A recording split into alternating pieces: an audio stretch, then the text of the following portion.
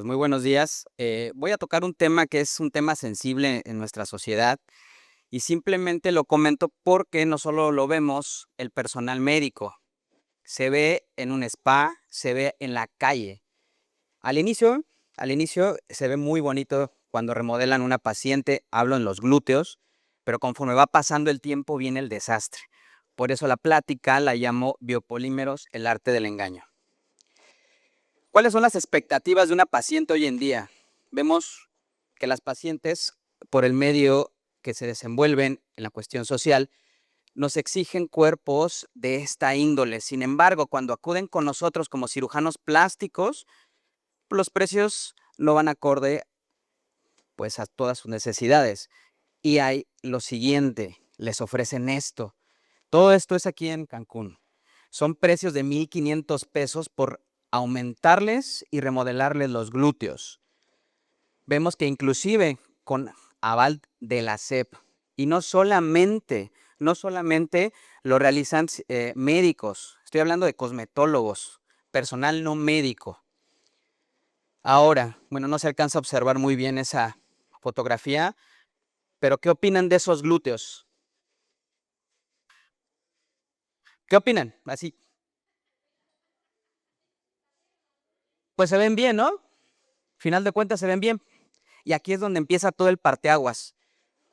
Porque esta paciente fue y se hizo un aumento glúteo con peptonas o con una sustancia que está de moda, no le pasa absolutamente nada, le dice a la amiga, a la comadre, y así es una cadena consecutiva y es una cadena de errores y ya se echa a andar toda la enfermedad que vamos a ver ahora. Quiero empezar mencionando que la enfermedad de biopolímeros es una enfermedad asociada a infiltración de sustancias modelantes con fines estéticos. Se ha estudiado desde hace muchos años. Aquí en México, en los 70s, es cuando el Hospital General de México empieza a ser pionero en el manejo de estos pacientes, porque les llegaban pacientes infiltradas con parafina, con silicón, y bueno, empieza todo el arsenal de estudios. Sin embargo, era un tema que no se conocía. Es hasta 1991 que la FDA prohíbe el uso de silicón líquido con fines estéticos, porque ya se empezaba a estudiar que desencadenaba una reacción inmunológica. Y no es hasta el 2011, con una modificación 2015, que el silicón lo añaden a las 4 enfermedades del síndrome de Asia. Síndrome de Asia es una respuesta inflamatoria, inmunológica, de rechazo, que puede estar quiescente mucho tiempo, desencadena una respuesta inmunológica local y puede ocasionar una respuesta inmunológica sistémica. Pueden pasar 3 meses, pueden pasar 10 o 20 años. ¿Y qué es lo que les infiltran? Aceite de bebé, aceite de motor, silicón líquido o sustancias que ni sabemos. ¿Y qué creen? 70% del personal que infiltra es personal no médico, cosmetólogos.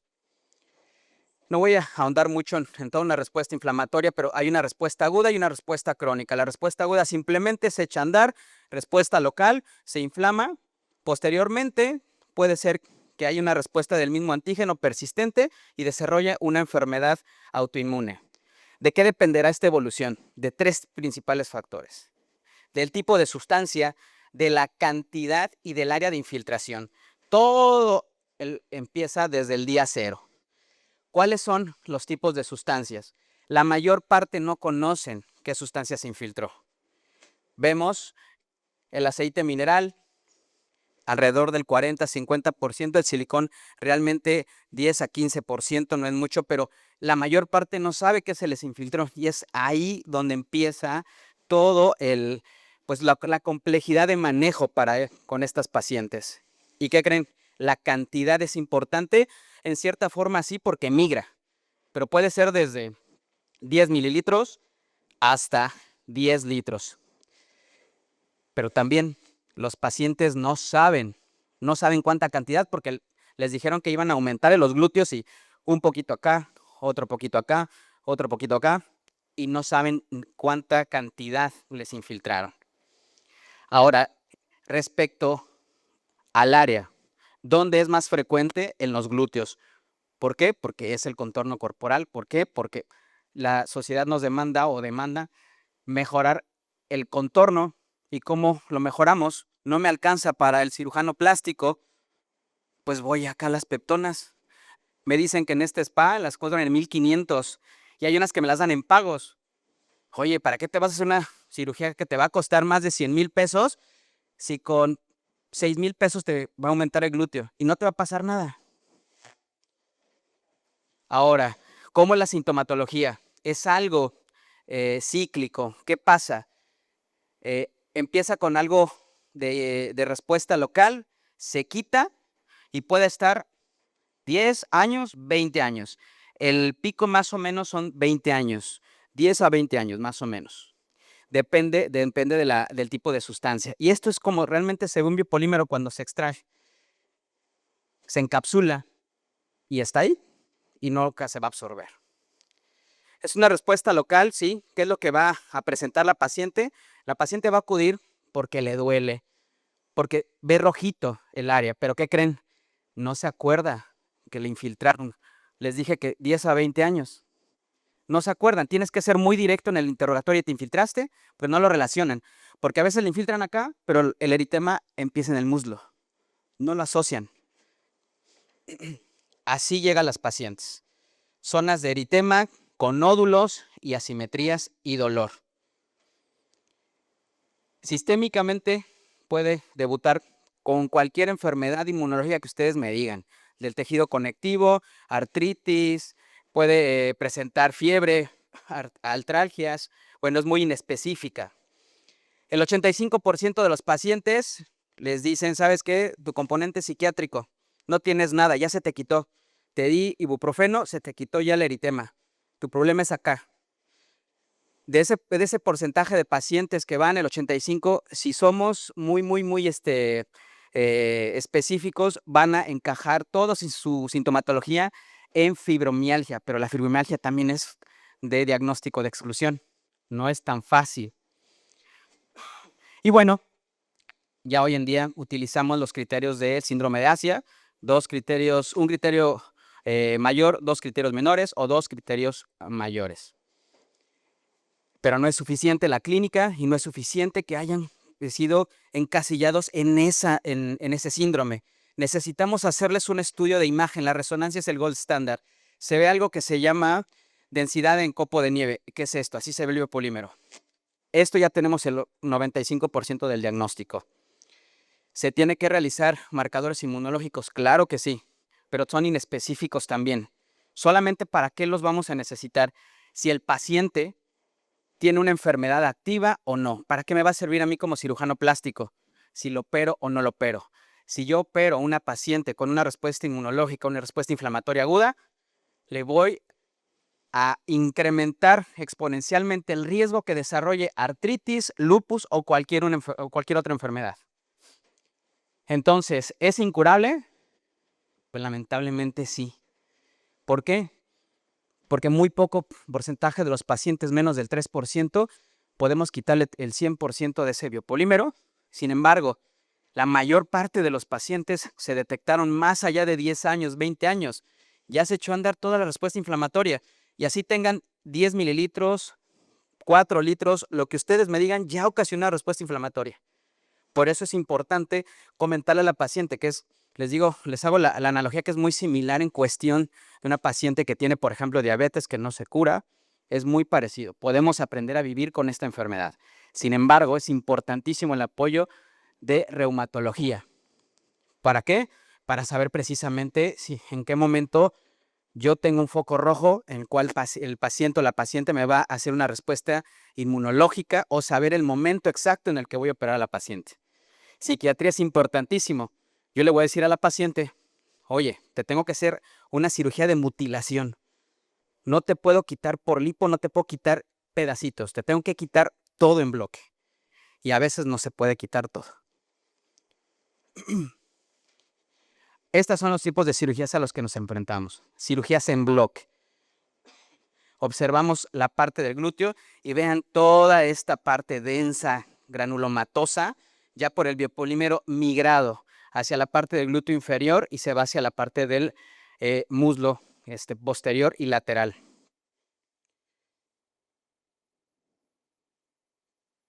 Justo la parte que migra está, vean, se va hacia abajo y todo el granuloma que luego alcanzamos a observar presente. Hacia la rodilla. Justo Cirugías secundarias. La paciente no queda la primera porque no le podemos quitar el 100% porque ya migró. Le quitamos lo más que se pueda. Y aquí una cirugía secundaria fue principalmente por una persistencia del seroma.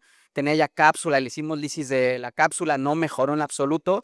Tuvimos que entrar a quitarle esa cápsula y pues a ir por el resto de las porciones de biopolímero que observábamos en la resonancia. Le hicimos la resonancia, obviamente, a los 6 meses y al año después de la cirugía. Antes no, porque pues vamos a presentar y se van a observar patrones de fibrosis, pero lo importante es tener un seguimiento con ellos a largo plazo. Y tratamos de hacerlo lo mejor posible y estéticamente mejor para evitar, obviamente, una deformación en la parte de los muslos y en la parte de los glúteos. No van a ser unos glúteos proyectados, pero tiene glúteos al menos, a pesar de que hacemos una cirugía totalmente reconstructiva. Aquí no es cirugía estética, es cirugía reconstructiva. Vemos, bueno, a final de cuentas, no es algo pues muy bonito que siga, pero bueno, tiene su glúteo y el contorno va a estar bien. Entonces, como conclusión, ¿es una enfermedad compleja? Sí, porque es una enfermedad que generalmente la detectamos a largo plazo. Es una enfermedad que se requiere de un abordaje multidisciplinario, no solamente el cirujano plástico. Tiene que entrar reumatología.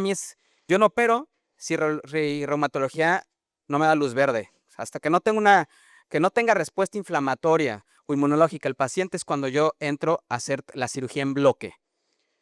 Hay que optimizar los tiempos quirúrgicos. ¿Cuándo tenemos la mejor opción? En la primera cirugía. Ahí. ¿En qué momento podemos llegar a operar nuevamente? Al año. Pero generalmente tratamos de hacer la resección completa, sea toda la fascia muscular no la podemos llevar, sí, claro, los músculos, híjole, ahí a menos de que haya una infección activa, se quita la porción muscular. Generalmente no la quitamos, por eso les digo que esta enfermedad es de por vida. Y manejar la cirugía de secuelas, desde lo que vieron de un seroma crónico hasta problemas de cicatrización, problemas de la marcha. O sea, sí es una enfermedad compleja. Enfermedad incurable, ya les comenté, sí es una enfermedad incurable en mayor parte de los pacientes. Termino con la parte de biopolímeros. Voy a hablar un poco el tema de cirugía reconstructiva, pero enfocado a cirugía mamaria.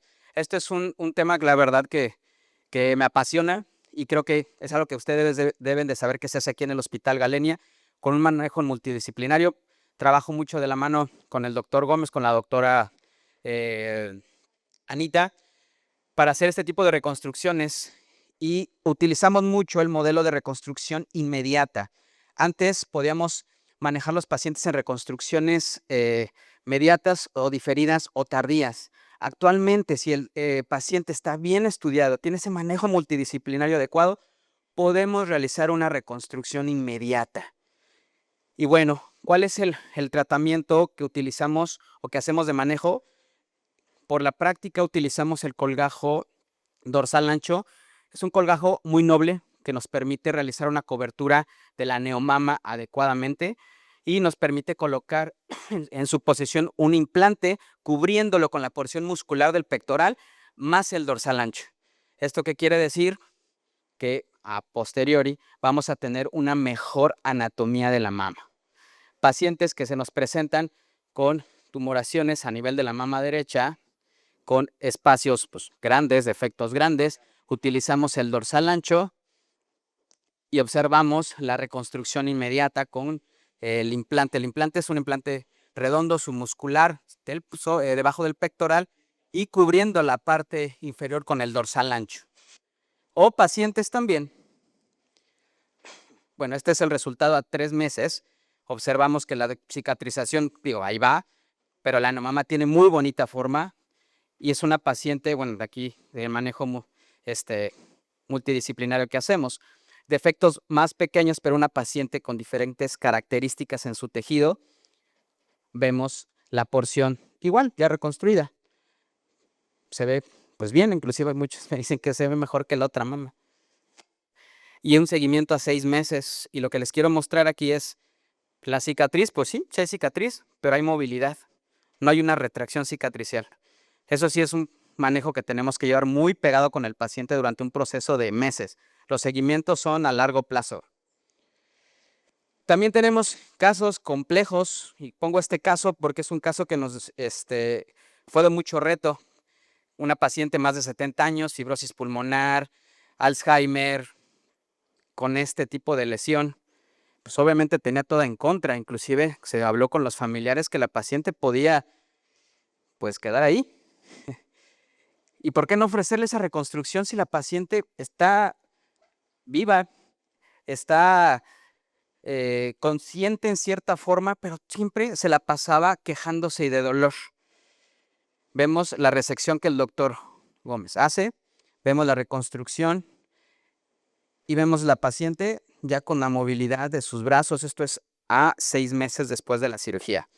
Entonces, este tipo de cirugías que hacemos aquí en Hospital Galenia con un manejo multidisciplinario son cirugías de alta especialidad y, luego, por eso lo quise compartir con ustedes, que pues no nada más es parte de nuestra especialidad, sino también el manejo conjunto con oncología quirúrgica. Muchas gracias.